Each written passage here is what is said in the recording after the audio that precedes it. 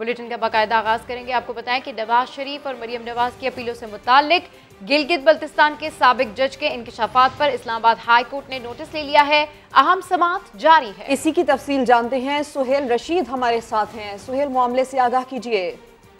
देखिए, chief justice Islamabad high court ने notice लिया था और अब इस पर बाकायदा नोटिस जारी कर दिए गए हैं। तौहीन अदालत की कार्रवाई में शोकाज नोटिस जारी किए गए हैं। जिस अखबार में आज ये खबर शाया हुई, खबर शाया करने वाले सहाफ़ी, उनके चीफ एडिटर और एडिटर को भी कल दिन 10 बजे इस्लामाबाद हाई कोर्ट ने ज़ाती हैसियत में तलब कर लिया है कि बताएं आपके खिलाफ तौहीन अदालत की कार्रवाई क्यों ना शुरू की जाए, क्योंकि एक ऐसे केस से मुतालिक रिपोर्टिंग हुई है जो कि अभी भी इस्लामाबाद हाई कोर्ट में ज़ेर इल्तवा है। चीफ जस्टिस अतर मिनल्ला ने इस केस में ये समाअत की है और अटार्नी जनरल को भी कल दिन को तलब किया गया है। और इस मौके पर कमरा अदालत में मौजूद सहाफ़ियों से भी वो मुखातिब हुए और उनका ये कहना था कि आप सब ने जब फिरदौस आशिक तौहीन अदालत केस में फैसला पढ़ रखा है कि ज़ेर इल्तवा मुकदमात पर ऐसे रिपोर्टिंग नहीं हो सकेगी, तो ना ही ऐसे किसी बयान हल्फी को किसी जज से अभी किसी अदालती कार्रवाई का हिस्सा बनाया गया है, तो फिर ऐसी गैर जिम्मेदारी का मुजाहरा क्यों किया जा रहा है।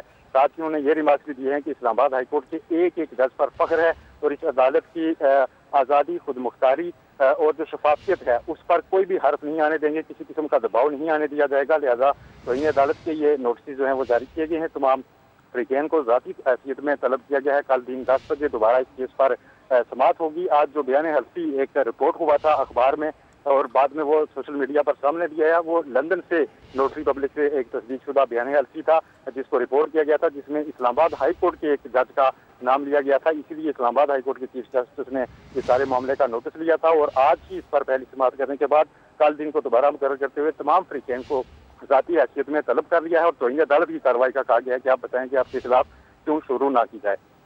तमाम फरीकैन को नोटिस जारी किए गए हैं। सुहेल रशीद, आप हमारे साथ ही रहिए। साबिक जज गिलगित बल्तिस्तान के इंकशाफात, इस्लामाबाद हाई कोर्ट का इस पर नोटिस, सहाफ़ी अंसार अब्बासी के खिलाफ तौहीन अदालत की कार्रवाई का आगाज, साबिक जज राना शमीम को भी तौहीन अदालत का नोटिस जारी कर दिया गया। अदालत ने चीफ एडिटर मीर शकीलुर रहमान को भी नोटिस जारी कर दिया है। एडिटर दी न्यूज़ आमिर खौरी को भी नोटिस जारी किया गया है। एक ज़ेर इल्तवा मामले की ऐसी रिपोर्टिंग क्या मुनासिब है, ये कहना है चीफ जस्टिस का। ये भी कहा गया कि इस अदालत के एक जज पर फ़ख्र है। बिल्कुल, इस पर बात करने के लिए हमें ज्वाइन किया है साबिक अटॉर्नी जनरल अनवर मंसूर साहब ने। बहुत शुक्रिया सर, आपने समा के लिए वक्त निकाला। सर, ये अहम मामला है नवाज शरीफ और मरियम नवाज की अपीलों से मुताल्लिक गिलगित बल्तिस्तान के साबिक जज के इंकशाफात पर इस्लामाबाद हाई कोर्ट ने नोटिस ले लिया और इसी हवाले से अहम समाअत जारी है। कैसे देख रहे हैं आप सारी सूरत हाल को? ये एक मेरे हिसाब से तो एक बहुत अजीब सी बात है कि एक शख्स जो है वो आज इतने अरसे के बाद सडनली ऐसे मौके के ऊपर एक एफिडेविट दे रहे हैं जो कि एक जज के ऊपर इल्ज़ाम लगा रहे हैं कि वो जो है बेसिकली किसी और जज को फोर्स कर रहे थे कि वो एक ख़ास फैसला दें। आई डोंट थिंक ऐसी बात यूजुअल है। और जब क्योंकि मेरा अपना मानना तो ये है कि शायद डॉक्टर राना की और ये chief justice former chief justice Saqib साहब के कुछ ताल्लुकात में भी कोई कशीदगी थी और शायद उस कशीदगी की वजह से ये बातें की गई हैं। मेरे ख्याल में रिकॉर्ड उठा के देखा जाए तो शायद ये जिस पीरियड की बात कर रहे हैं और जो बातें हो रही हैं वो पीरियड है जब शाकिब निसार साहब गिलगित बल्तिस्तान गए थे। सर, आप ये कह रहे हैं कि शायद किसी वजह से ये बातें की जा रही हैं, टाइमिंग्स और वजह, आप क्या कहना चाह रहे हैं? कुछ मालूम है आपको तो आप कुछ शेयर करना चाहेंगे?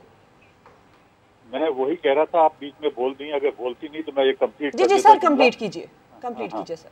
तो बेसिकली एक इनका आपस का डिस्प्यूट था और डिस्प्यूट ये था कि जब ये गए थे वहाँ पर गिलगित बल्तिस्तान तो कुछ नाचाकी हुई थी जिसकी वजह से डॉक्टर राना शमीम ने इनके ऊपर एक बिल क्रिएट किया था कि आपने इतना पैसा खर्च किया है तो ये आप बिल पे करें, जबकि वो मेहमान थे डॉक्टर शमीम के। तो इस लिहाज से वहाँ से एक नई किस्सा शुरू हुआ था। ये रिकॉर्ड अगर देखा जाएगा तो रिकॉर्ड के अंदर पूरा आपको ये बात मिल जाएगी। ये है बात। ठीक है सर, तो मतलब आप कह रहे हैं कि जो भी ये बात हुई है कि जिस तरह से आप बता रहे हैं कि जो दोनों के दरमियान जो पर्सनल रिफ्ट हुई है उस वजह से ये तमाम तर सूरत हाल पैदा हुई है सर?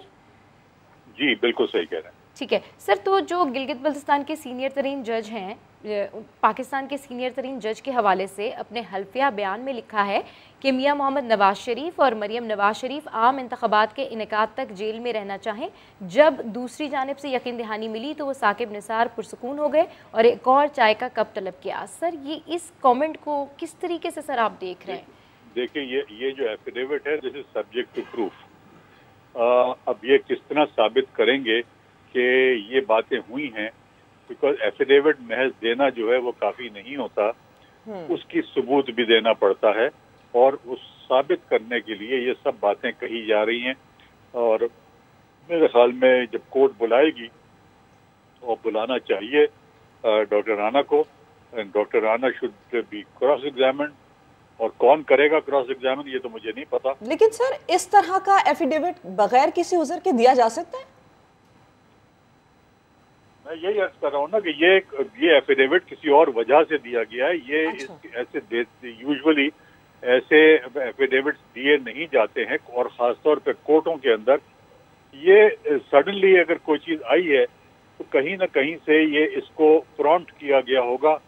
अब जाहिर है मैं आई एम नॉट प्रिवी कि कौन किसने प्रॉम्प्ट किया होगा, मगर ये बिल्कुल गलत तरीका है। ये लेकिन अगर सर ये साबित ना हो सके तो उस सूरत में क्या होगा फिर? ये जी बिल्कुल इनके खिलाफ एक्शन लिया जा सकता है कि परजरी का, और इनके खिलाफ एक्शन लिया जा सकता है कि गलत ओथ इन्होंने दी है। बहुत सारे एक्शंस लिए जा सकते हैं।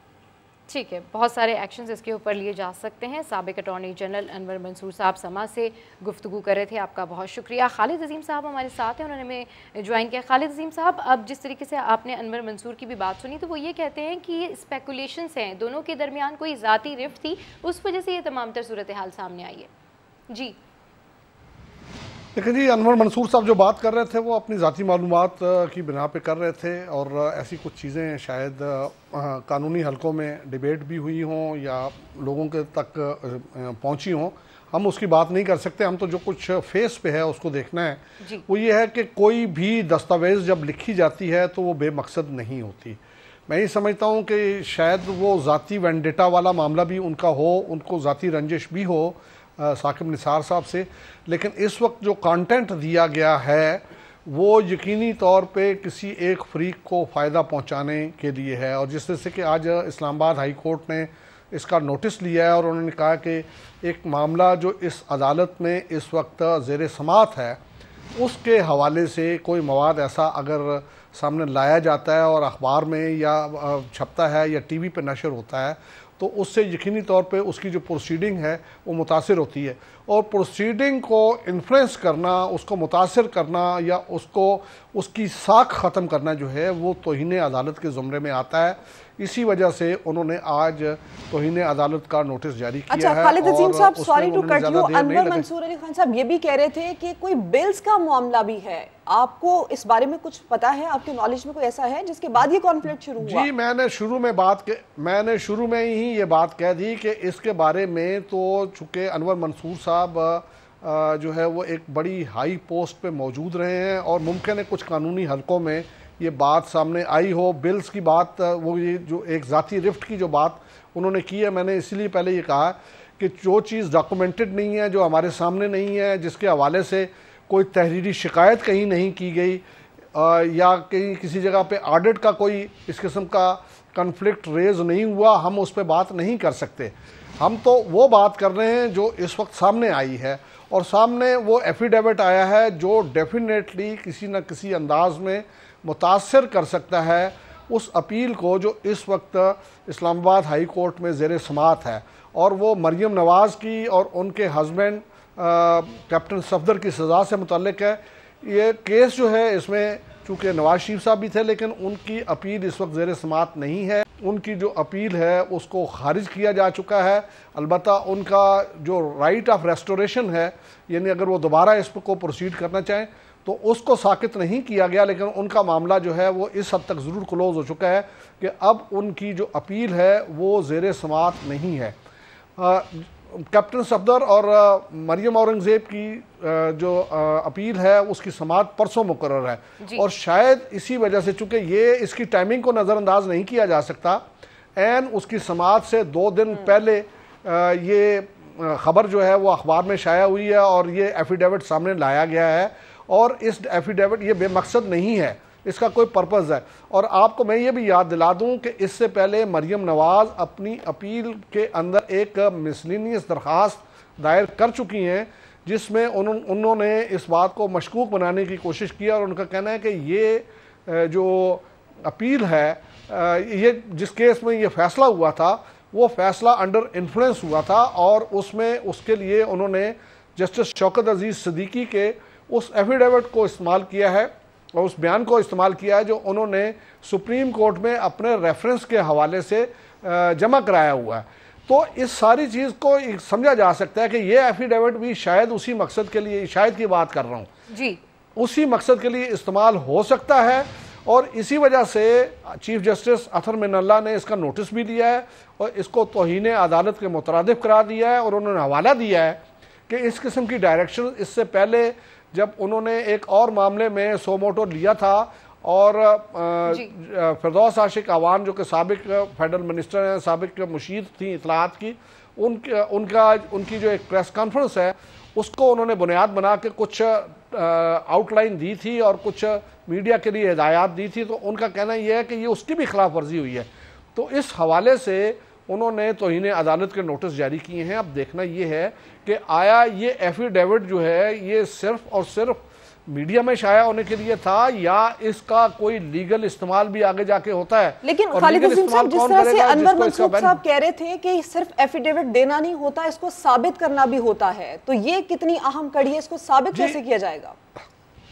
जी, इससे पहले हम इस बारे में जो पहली ट्रांसमिशन का हिस्सा था उसमें हम इस बारे में तफसीली बात कर चुके हैं कि हमेशा एफिडेविट जो है वो एक तरह से एक दावा है किसी शख्स की तरफ से, वो अंडर ओथ ये बात कह रहा है कि ये ऐसे ऐसे हुआ, लेकिन उसको कोरैबोरेट करना होता है, दीगर शवाहिद के साथ ये साबित करना होता है कि ऐसा हुआ। और मैं इसकी ये मिसाल दे चुका हूँ कि इससे पहले असगर खान केस जो है वो बना इस बुनियाद पे था कि ISI के साबिक सरबराह lieutenant general retired Asad Durrani ने एक एफिडेविट दिया था कि हमने ये फलां सियासतदान जो हैं उनमें ये रकम तकसीम की थी ताकि वो पीपल्स पार्टी के मुकाबिल जो है वो कामयाबी हासिल कर सकें। लेकिन वो उनकी हद तक तो वो बयान जो है वो यानी सामने आ गया था, लेकिन उसको साबित नहीं किया जा सका था, आगे ये उसकी कोई ट्रेल नहीं दी जा सकी थी कि, और ना वो लोग जिनके ज़िम्मे ये कहा गया था उन्होंने ये रकम ली है, उससे वो चीज़ साबित नहीं हो सकी। लिहाजा वो एफिडेविट अगर कोई बुनियाद बन सकता है तो असद दुरानी के खिलाफ कार्रवाई की बुनियाद बन सकता है।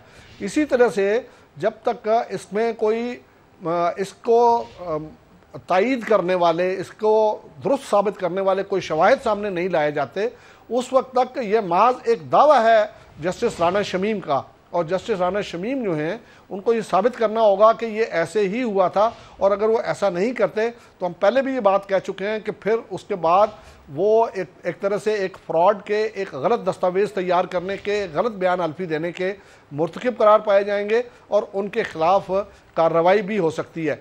और आज जैसे साकिब निसार ने जिस अंदाज में उसकी तरदीद की है, इससे लगता यही है कि अगर कहीं पर राना शमीम उसको अथेंटिकेट नहीं कर सकते और राना शमीम उसको साबित नहीं कर सकते, तो फिर जस्टिस साकिब निसार जिनके ऊपर ये इल्ज़ाम आया है वो उनके खिलाफ कार्रवाई कर सकते हैं। गलत दस्तावेज़ात तैयार करने का, गलत दस्तावेज़ात तैयार करके उसको इस्तेमाल करने का, ताज़ीरत पाकिस्तान में इसकी सज़ाएँ स्पेसिफाइड हैं, और गलत अगर बयान हल्फी हो तो उसकी और ज़्यादा सख्त सज़ा है, 3 साल तक सज़ा हो सकती है। ये सारी चीज़ें जो हैं वो तो बाद की बात है। फ़िलहाल तो इस एफिडेविट पे तौहीन अदालत का जो नोटिस दिया जा चुका है उसकी वाकई एक बुनियाद बनती थी कि मीडिया में आपने एक ऐसी चीज़ को दे दिया जिसके ज़रिए से आप वहाँ ज़ेर समात एक केस के ऊपर असरअंदाज हो रहे हैं। अलबत्ता वहीं पे उस एफिडेविट की जो ऑथेंटिसिटी है, जो उसकी सदाकत है, उसको साबित करना भी ज़रूरी होगा। इसीलिए जस्टिस राना शमीम जो हैं उनको तलब किया जाएगा और कहा जाएगा कि आप ये साबित करें कि इस किस्म की कोई बात हुई। जहाँ तक ज़ाती झगड़े की बात है, वो अनवर मंसूर साहब की अपनी मालूमात थी, अपनी इतलात थी, उसके मुताबिक उन्होंने कहा उसके बारे में वही बंदा दावा कर सकता है जो उसके बारे में कुछ जानता है। बिल्कुल। अच्छा खालिद अजीम साहब, ओवरऑल इस सिचुएशन के ऊपर अब जो रिएक्शन है सियासी तौर पर वो भी सामने आना शुरू हो गए, जिसमें फवाद चौधरी ये कहते हैं कि नवाज शरीफ को मजलूम साबित कराने की मुहिम चलाई जा रही है। देखिए जी, एफर्ट्स तो बहरहाल वो करेंगे जिनका जो फंसा होता है, जो कहीं पे जिसकी गर्दन जो है वो ग्रिप में आई होती है, वो कहीं ना कहीं कोई ना कोई एफर्ट तो करता है। और यकीनी तौर पे उस फैसले को मशकूक बनाने के लिए कुछ एफर्ट्स जो हैं वो इससे पहले भी की गई, और उसके बाद का जो केस था जिसमें अभी तक उनकी सज़ा मौजूद है, जो जस्टिस अरशद मलिक मरहूम ने दी थी, आपको याद होगा कि उसको भी मशकूक बनाने के लिए वो जस्टिस जज अरशद मलिक जो एहतसाब अदालत के जज थे, उनकी वीडियो भी सामने आई, और उन सारी चीज़ों को फिर उनका अपना बयान अल्फी, उससे भी वो मामलात मशकूक हुए। तो डेफिनेटली जो निज़ाम अदल है उसके ऊपर ये सवालात उठते हैं, और फिर इसी तरह से ये अदलिया की ज़िम्मेदारी बन जाती है कि वो इस चीज़ को जो है वो सेफ गार्ड करे और इस चीज़ का तहफ़्फ़ुज़ यकीनी बनाए कि वो जो फ़ैसले हैं वो कानून के मुताबिक हुए और जज ने अपने ज़मीर के मुताबिक दिए, उसमें वो कहीं इन्फ्लुएंस नहीं हुआ। डेफिनेटली जो आप जिस बहस की तरफ आप इशारा कर रही हैं वो दोनों साइडों से चलेगी।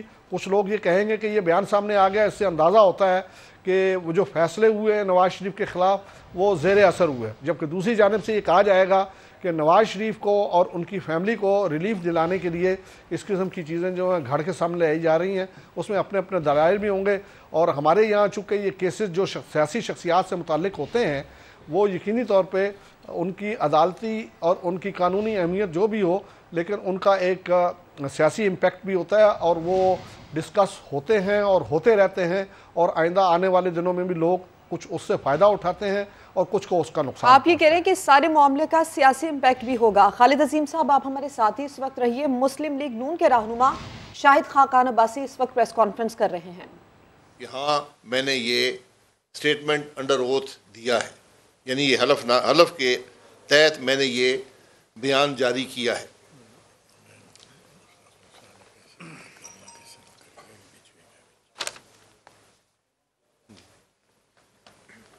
इस सारे मामले का पस मंज़र भी पाकिस्तान के अवाम के सामने रखना ज़रूरी है। मियाँ नवाज शरीफ साहब को एक अकामा रखने पर जो एक मामूली सी रकम कंपनी की तरफ से मिलती है, वो ना लेने पर सुप्रीम कोर्ट ने ट्रायल कोर्ट बनकर उनको नाअहल करार दिया और वफाकी हुकूमत पाकिस्तान की टूट गई।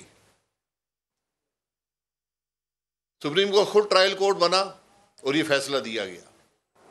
ये पाकिस्तान के लीगल रिकॉर्ड का हिस्सा है। हुकूमत टूट गई, उसके बाद मियाँ साहब को नाअहल करार दिया गया, फिर सियासत से अलहदा किया गया, फिर एक पनामा के मामले में एक रेफरेंस था नैब का जो चला, उस पर सुप्रीम कोर्ट की तरफ से एक मॉनिटरिंग जज अपॉइंट किया गया। ये पाकिस्तान की तारीख में इसका कोई प्रेसिडेंट नहीं है, इसका कोई इससे पहले ऐसा वाक़या कभी हुआ नहीं है कि सुप्रीम कोर्ट क्या कि हाई कोर्ट का जज भी मॉनिटरिंग जज के तौर पर मुकर्रर किया गया हो। डे टू डे बेसिस पर ट्रायल हुई। जज मोहम्मद बशीर साहब थे। तमाम जो रिकॉर्ड है उसमें नवाज शरीफ साहब का कोई नाम नहीं था, ना ही मरियम नवाज साहिबा का नाम था। ये सब चीज़ें रिकॉर्ड का हिस्सा हैं। लेकिन जब मियाँ साहब अपनी अहलिया की इयादत के लिए जो बिस्तर मर्ग पर थी, मुल्क से बाहर थे, पाकिस्तान में इलेक्शन हो रहे थे,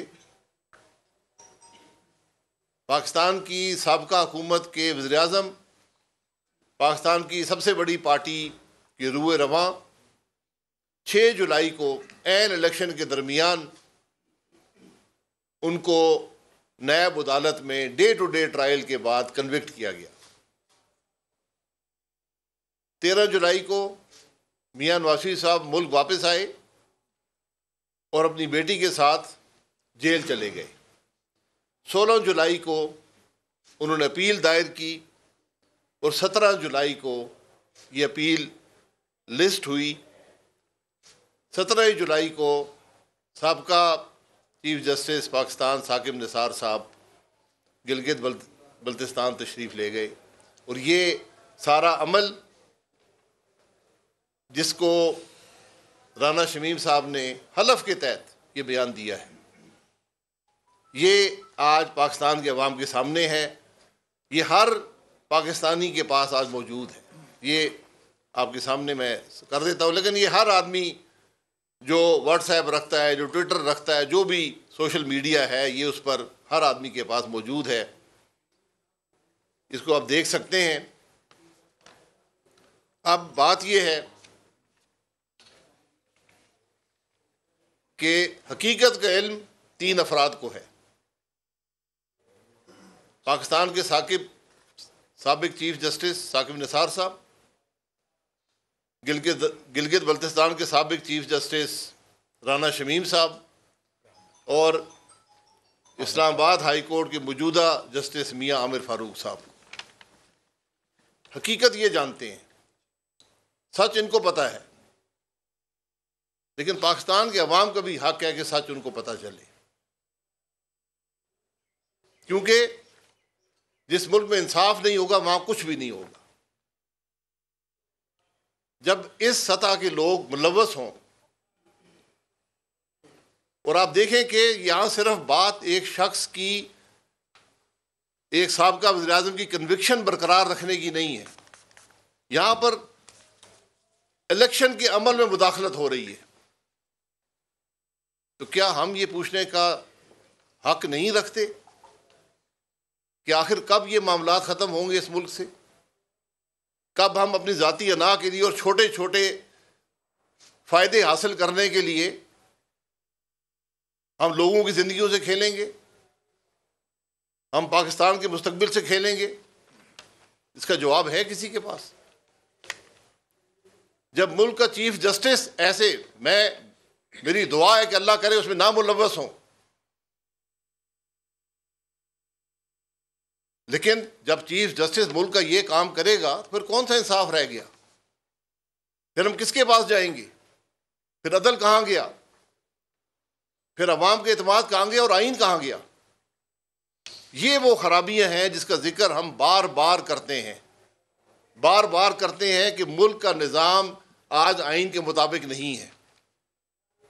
मुल्क के निज़ाम में मुदाखलत है, गैर आइनी मुदाखलत है। आज चीफ जस्टिस मुलव्वस है मुल्क का।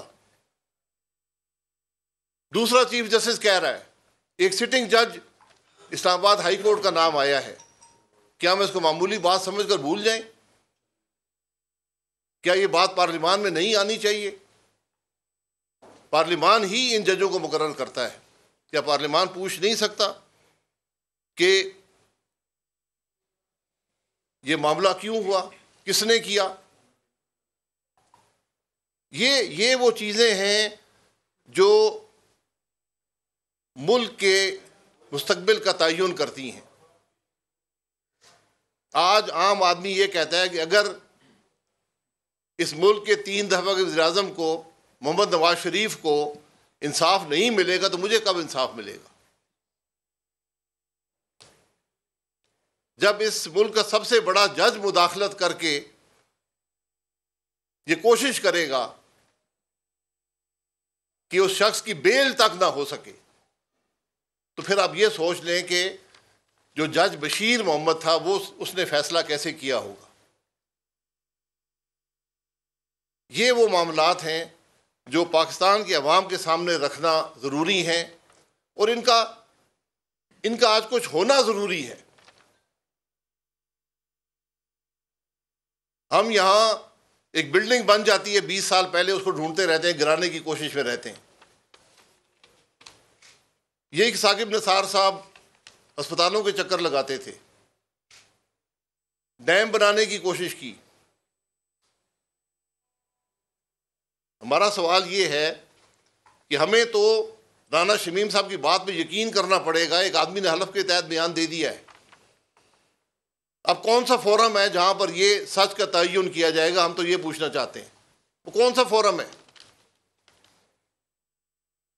जब इस मुल्क के वज़ीर-ए-आज़म को निकाल सकते हैं हम एक अकामे की मामूली तनख्वाह अपने बेटे की कंपनी से ना लेने पर, तो फिर हम इस किस्म की मुदाखलत एक चीफ जस्टिस की तरफ से इंसाफ के मामलात पर, एक हाई कोर्ट के मामलात में मुदाखलत पर और मुल्क के इलेक्शन में मुदाखलत पर उसका नोटिस लेने वाला कोई है? कोई बात करने वाला है? कोई इंसाफ देने वाला है? तो ये हकीकत नजर आ गई ना कि इमरान खान कैसे आया था। यह आज सबूत आपके सामने है। आज जरूरत इस बात की है कि इस बात की तह तक पहुंचा जाए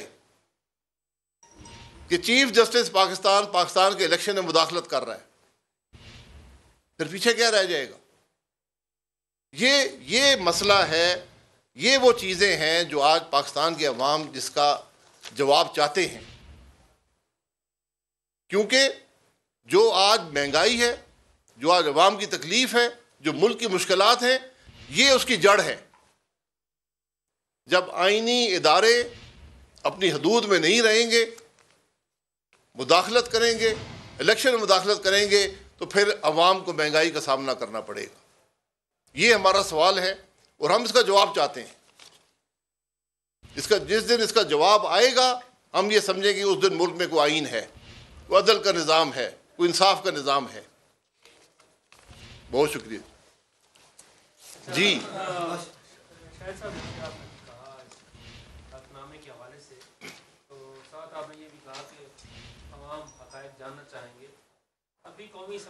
मुस्लिम लीग नून के रहनुमा शाहिद खाकान अब्बासी प्रेस कॉन्फ्रेंस कर रहे हैं। उनकी जानिब से अहम इंकशाफ किया गया है। उन्होंने ये कहा है कि राना शमीम का बयान हल्फी लंदन में रिकॉर्ड किया गया।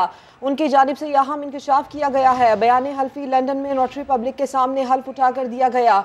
अहम खबर, बयान हल्फी लंदन में दिया गया, लंदन में रिकॉर्ड किया गया। शाहिद खाकान अब्बासी प्रेस कॉन्फ्रेंस कर रहे हैं। उनकी जानिब से ये कहा गया है कि नवाज शरीफ को नाअहल करार देकर सियासत से अलग किया गया। नवाज शरीफ के खिलाफ ट्रायल रोज़ाना की बुनियाद पर चलाया गया। इसके साथ साथ उनकी जानिब से यह भी कहा गया कि जिस मुल्क में इंसाफ नहीं होगा वहाँ कुछ नहीं होगा। इससे मुतालिक मजीद बात कर लेते हैं सुहेल रशीद से। सुहेल, बताइए। ये जो बयान हल्फी एक सामने आया है वो एक तो लंदन में रिकॉर्ड किया गया, उसके ऊपर 10 नवंबर की तारीख दर्ज है, यानी कि चंद दिन पहले ही इसको रिकॉर्ड किया गया। उसको नोटरी पब्लिक से तस्दीक जरूर करवाई गई, लेकिन इसके ऊपर जो एक मकसद होता है कि ये किसके लिए है वो बयान नहीं किया गया। सिर्फ इसको स्टेटमेंट ऑन ऑथ किया गया। सिर्फ ये जरूर इसके लिए एक ऑप्शन बजाय रखा गया है कि इसको किसी जगह पर पेश किया जा सके, लेकिन ये एक हकीकत अलग है कि अभी तक इसको किसी अदालती फोरम पर पेश नहीं किया गया, किसी जगह पर रिकॉर्ड का हिस्सा नहीं बनाया गया। सिर्फ ये मीडिया से ही खबर की सूरत में सामने आया है। और उस बयान हल्फी में तो कहा गया है, सारी जो उनको चीफ जस्टिस पाकिस्तान जो उस वक्त के थे उनसे मुतालिक जिक्र किया गया है कि उन्होंने मेरे सामने एक फ़ोन कॉल की थी और उसमें इस्लामाबाद हाई कोर्ट के मौजूदा एक जो जज हैं उनका नाम भी लिया गया था कि उनको कुछ हिदायत दी गई। ये पूरा एक बयान जो है वो रिकॉर्ड लेकिन लंदन में किया गया। ये पाकिस्तान में किसी जगह से तस्दीक शुदा नहीं है, ना ही किसी फोरम पर इसको अभी तक रिकॉर्ड का हिस्सा बनाया गया है। इसीलिए इससे मुतालिक जो सवालात उठाए गए हैं आज इस्लामाबाद हाई कोर्ट की जानिब से भी कि जब एक ऐसी कोई चीज रिकॉर्ड पर ही नहीं है, अदालत में ही नहीं रखी गई, तो उसको ऐसे शाया क्यों किया गया? ये एक बदतरीन किस्म है। तो इन्हें अदालत की और सबसे संजीदा फॉर्म भी यही है, ऐसा कहा गया इस्लामाबाद हाई कोर्ट की जानिब से कि अदालत से एक ज़ेर इल्तवा केस है अदालत में और उस पर किसी भी किस्म का ट्रायल अदालत से बाहर इस तरह का किया जाए और अदालत पर जो अवाम का एतमाद है उसको मशकूक बनाने की कोशिश की जाए। इसलिए इसको बहुत सख्ती से इसको नोटिस लिया गया है और साथ तौहीन अदालत के नोटिस भी तमाम फ्रीकेन को जारी किए गए हैं कि जब एक केस अदालत में ज़ेर इल्तवा है तो उस पर इस तरह की रिपोर्टिंग क्यों की गई, इसी पर अब मजीद कार्रवाई कल होगी। जो बयान रिकॉर्ड कराया गया है जिन जज साहब की जानिब से, उनको भी तलब किया गया है ज़ाती हैसियत में ही कि आप पेश होकर बताएं कि आपके खिलाफ तौहीन अदालत की कार्रवाई क्यों शुरू ना की जाए। 10 नवंबर का ये बयान है जिसे लंदन में रिकॉर्ड किया गया है। बिल्कुल सुहेल, आप हमारे साथ लाइन पर मौजूद रहिए। राना शमीम का बयान 10 नवंबर को बयान हल्फी लंदन में रिकॉर्ड कराया गया। ये अहम डेवलपमेंट हुई है इस केस में, आपको हम अपडेट कर रहे हैं कि राना शमीम का बयान हल्फी लंदन में रिकॉर्ड कराया गया। राना शमीम का बयान हल्फी समा पर और ये बयान 10 नवंबर को रिकॉर्ड कराया गया है। राना शमीम का बयान हल्फी लंदन में रिकॉर्ड कराया गया और 10 नवंबर को ये बयान रिकॉर्ड कराया गया है। जी हाँ, अहम अपडेट, अहम खबर, राना शमीम का बयान हल्फी 10 नवंबर को लंदन में रिकॉर्ड करवाया गया। ये अहम डेवलपमेंट सामने आ चुकी है कि ये बयान कब रिकॉर्ड किया कराया गया, कहाँ रिकॉर्ड करवाया गया। तो ये बयान लंदन में रिकॉर्ड हुआ और ये बयान हल्फी 10 नवंबर को रिकॉर्ड किया गया।